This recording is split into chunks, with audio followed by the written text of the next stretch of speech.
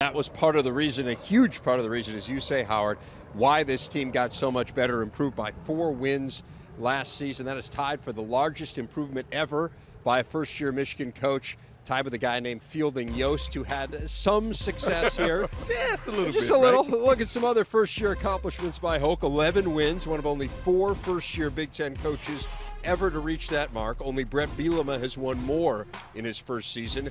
Won the Sugar Bowl, just the 4th first-year coach ever to capture a BCS game. And perhaps nearest and dearest to the hearts of Michigan fans, he beat Ohio State, ending a 7-game skid against their arch rivals.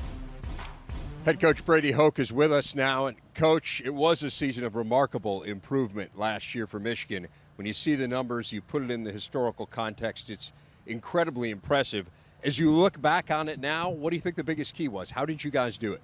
Well, I think, again, the senior class did a tremendous job of really representing Michigan, playing Michigan football. I think the 3 guys up front defensively, Mike Martin and Heiniger and Van Bergen, all played some of their best football. Junior Hemingway and Malk and their leadership, Hughie and his leadership, and all those guys had played a number of snaps here at Michigan. So they really brought a team together. Coach, this is the 3rd program you've taken over. What are some of the problems or challenges you anticipate the second year from your experiences? Well, from my experience, the second year is always a little more interesting, to say the least. And I think part of that is there's the newness of a program is kind of, they understand every day the routine. You try and change it up a little bit. Us going to Ford Field last night was a great practice for us, and what we needed to do today was stack another good practice on it. Why did you go to Ford Field?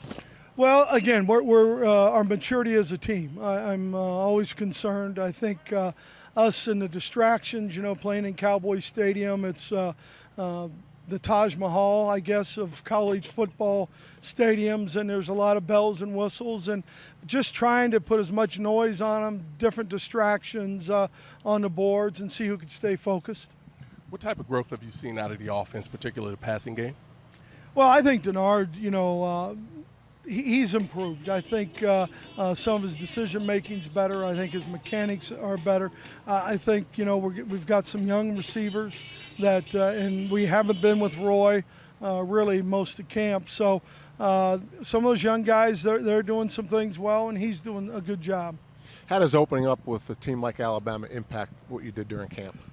Well, you look at it, Coach, and you don't know how much it impacts, because you always want to, you don't get a second chance to make a first impression as a football team. So I think, like every first game, you learn a lot about yourselves, good and bad.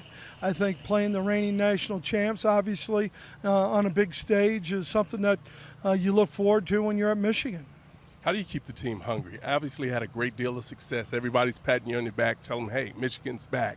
But what do you have to do in between the lines to keep them going? Well, I think we do a pretty good job of coaching and really educating them on, every year is different. It starts with that senior class and how their leadership through the summer and how their leadership through fall camp. And, fall camp's a grind, and it's supposed to be. We're still grinding a little bit with it, trying to, push ourselves as hard as we can. So, our senior leadership's got to be a big part of it.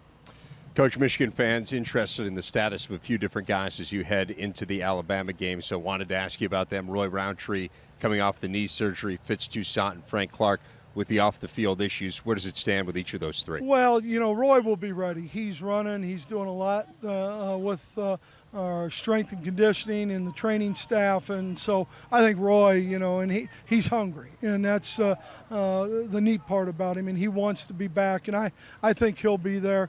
With the other 2, I haven't made a decision up yet. They're back practicing with us as a football team. But, I'm going to make that decision sometime next week. Head football coach at Michigan, Brady Hoke. Thanks a lot, Coach. Guys, thanks for coming out. Thanks, Coach.